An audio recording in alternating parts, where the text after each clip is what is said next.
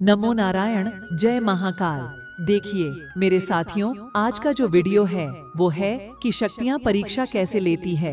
देखिए, सबसे पहला जो संकेत होता है वो होता है कि शक्तियाँ आपको डराती है। अब आप चौंक गए होंगे कि शक्तियाँ तो अच्छी हैं, वो आपको क्यों डराएंगी। बट यह 100% सच बात है। लेकिन मैं आपको बताती हूँ कि आपकी जो अच्छी शक्ति होती है वो भी आपको डराती है। लेकिन कैसे? तो चलिए इसको इस बात से समझते हैं। तो दोस्तों, जब भी आप कोई भी काम करते हैं यानी एग्जाम देते हैं परीक्षा में, तो आपका एक तरीका होता है कि पहले आप छोटा एग्जाम देते हैं, टेस्ट देते हैं, या आप कह सकते हैं कि कोई आप डिग्री कर रहे हैं, कोई डिप्लोमा कर रहे हैं, तो सेमेस्टर वाइज आप एग्जाम देते हैं। वहाँ पर आपको साल का एकदम से डिग्री नहीं दिया जाता है, पहले आपको परखा जाता है, फिर आपको लास्ट में वो डिग्री मिलती है। यानी स्टेप बाय स्टेप आप करते हैं, तो धीरे धीरे आपको परीक्षा का भय तो रहता ही है कि मैं डिग्री कर पाऊंगा कि नहीं। तो ठीक उसी प्रकार से जो शक्तियाँ होती हैं वो आपको मारती नहीं है, वो आपको डराती है। अर्थात वो ये देखना चाहती है कि जो ये मेरा पुत्र है क्या वाकई में मेरे लिए इतना अच्छा साधक है। अगर यह मेरी भक्ति कर रहा है तो क्या इसके अंदर सहन शक्ति है भी या नहीं। लेकिन अब ये जो डराने का काम होता है ये ईश्वर नहीं करते हैं, यह उनके गण करते हैं। अर्थात उन गणों का काम होता है कि अच्छे भक्तों को ही ईश्वर तक मिलवाना। दोस्तों, जैसे कि आप शिवजी भगवान की पूजा करेंगे तो नंदी जी द्वार पे ही बैठे रहेंगे, उनकी इजाजत के बिना आप जा नहीं सकते हो। जैसे आप बजरंग बली की पूजा करेंगे तो 100% उनकी जो गदा है वहाँ पर रक्षा करेगी और घुसने नहीं देगी आपको द्वार से, फिर आप कितने भी बड़े भक्त क्यों ना हो। तो मेरे साथियों, ये जो शक्तियाँ होती है ये आपको डरा करके परीक्षा लेती है, और इस तरह डराने में आपके अंदर डर तभी होगा जब आप कपटी होंगे, छल कपट वाले होंगे।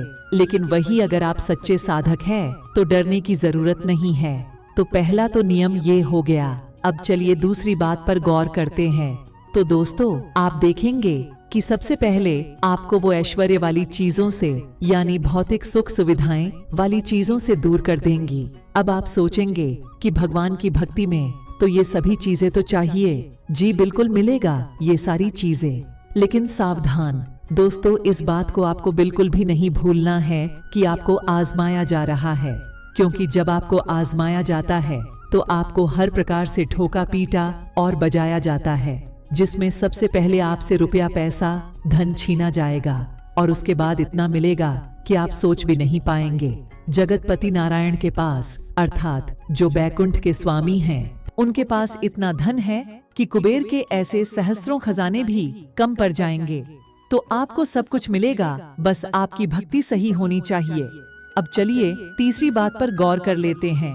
तो दोस्तों, इसमें यह होगा कि आपके घर में कलह हो जाएगा।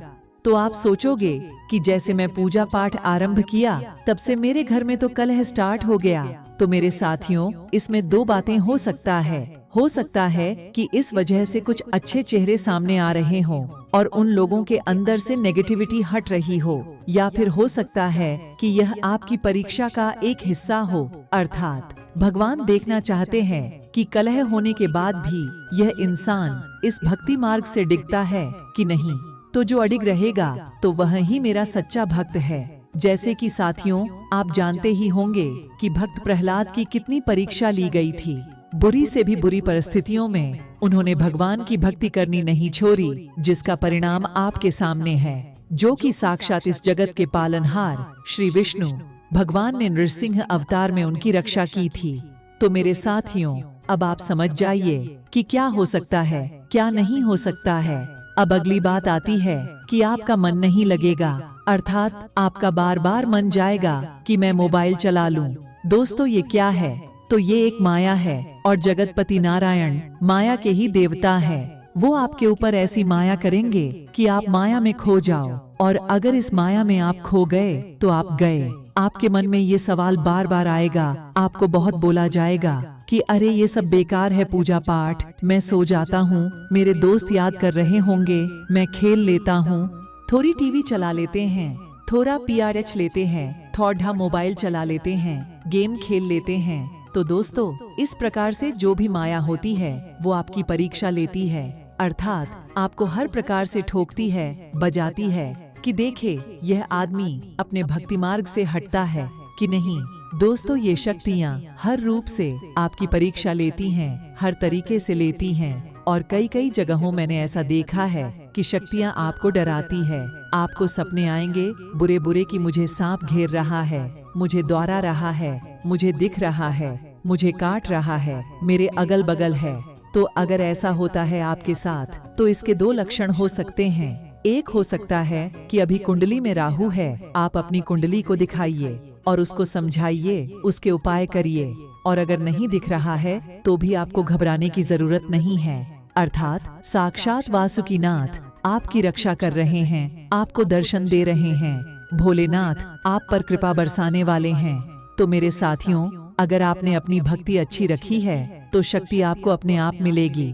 दोस्तों, आपके साथ अगर कभी कुछ ऐसा हुआ हो तो हमें कमेंट बॉक्स में जरूर बताइएगा। और इतनी अच्छी जानकारी के लिए इस वीडियो को एक लाइक कर दीजिए और चैनल को सब्सक्राइब कर दीजिए। हर हर महादेव दोस्तों, धन्यवाद।